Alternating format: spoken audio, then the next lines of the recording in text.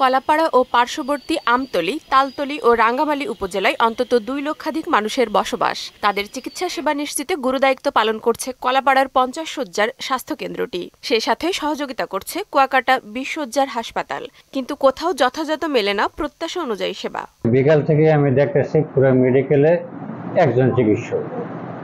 তো এত বড় একটা মেডিকেলে যদি একজন চিকিৎসক থাকে, এখানে দেখা গেছে হাজার হাজার রোগী আছে। আমাদের জায়গায় পর্যাপ্ত পরিমাণে ডাক্তার নাই, আমরা জরুরি বিভাগে ভর্তি হয়েছি, আমরা রোগী দেখাইতে পারিনি, এখন থেকে ডাক্তারও আসে নাই, ডাক্তার কম। যদি ডাক্তার পাইতাম তাহলে একটু আমরা খুশি হইতাম, সুখী হইতাম। হাসপাতালে কলাপাড়ার আরো উন্নত হইতো, ভালো মানের চিকিৎসা পেতাম আমরা, তাহলে আমার কষ্ট করে বরিশাল ঢাকার উদ্দেশ্যে আমাকে যেতে হতো না।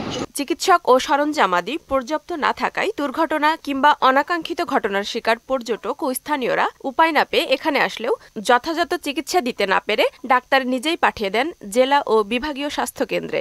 জনবল সংকট থাকার কারণে আমরা যথাযথ চিকিৎসা দিতে ব্যর্থ হচ্ছি, মানুষ যথাযথ চিকিৎসা পাচ্ছে না। এমার্জেন্সি কোনোভাবে ম্যানেজ করে আমরা সাথে সাথে পটুয়াখালী অথবা বরিশালে রেফার করা লাগতেছে।